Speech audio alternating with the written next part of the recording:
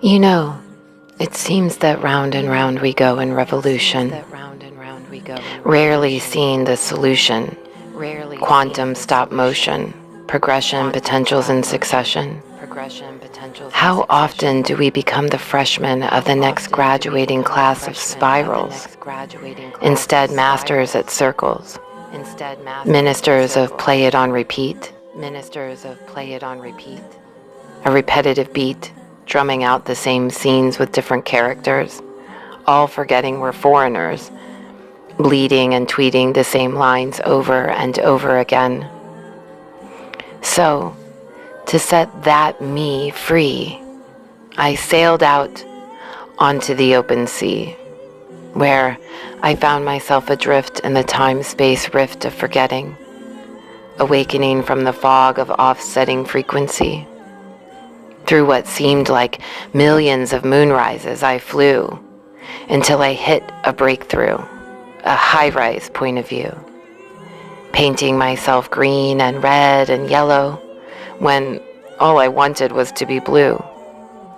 I have done the work in typical archetypal Capricornian goat-styled stubborn berserk. Took it on like casework. Melted down the crown works over and over again until you could see my crown, my crest affixed and steady as clockwork. A piece of artwork.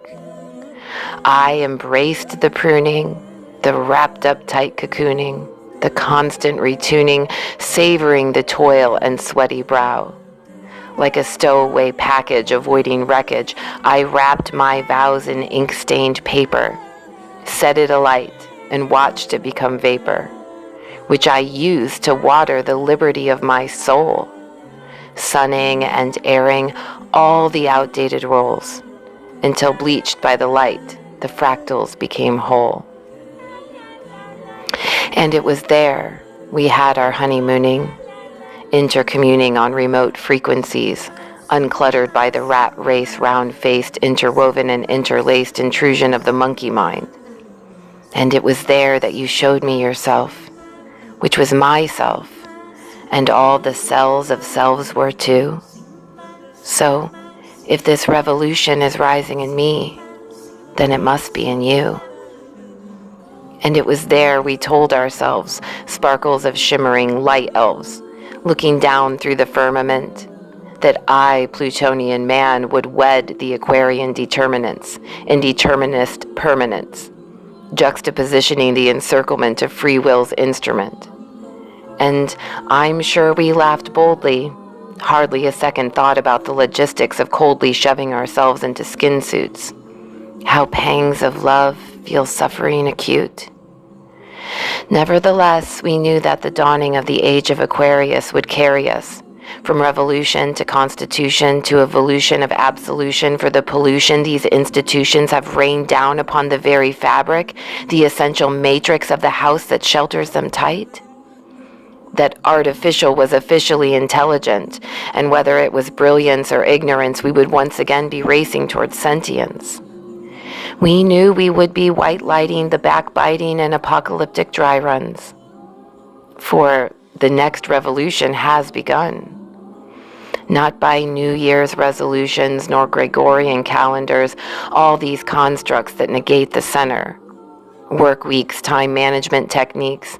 How bleak that time marches on regardless of our attention to it. But through it, we can spring forward into manifestation, true co-creation of our destination, through attention to circles and patterns and seasons. Why aren't we waking up to the narrated lack of reason? Instead of toasting the new, we would know we knew to sow seeds deep in winter's darkness, recalibrating to inwardness, noticing the flow of inertness versus momentum, writing our own referendums, readying them for planting, for enchanting. And we looked on in awe as one by one the people grasped the thread made possible by our energetic web which wed. And they said, a revolution is rising in me. They said, can't you see? We can turn away from the mental ties that bind us to ineffective efforting, confusing our internal compass. That doesn't have to be us. And then, I'm almost certain we laughed again, for we knew our essential nature, the rules, regulations, and nomenclature of the dualistic game that would play on. That same old song, ignorant of all the potentials that have already played themselves out through circles upon circles. Been there, done that, bought the t-shirt isn't stored in our memory banks. So, let's be frank, we are all fumbling around in the dark looking for clues. That perfect shade, the perfect hue. But here's a clue.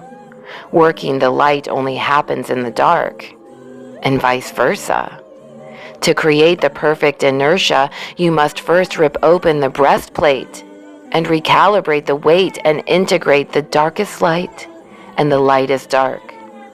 For you are the spark and nothing can stop it. That energy cannot die, but it can transmute. Through mutation, we can now find our evolutionary station. What can reproduce will reproduce. And what will be the product, the produce of our community harvest? It's up to us. Anything is possible, all for all. Once past the event horizon, we will find our vector equilibrium, our coveted Elysium, but not before and not until we fulfill the round and round revolution, providing the catalytic solution for what rises in you, in me. For better or for worse, we are the next branch on the family tree. And it was there in that shared reverie where we parted company. Two aspects of one flame until the time came to be freshmen in the next graduating class of spirals, in a time when we had grown tired of being masters of circles. With a parting glance, you looked back at me and said, "All potentials will play out eventually. You know they always do. It's just that you can do the choosing, or it can be done for you."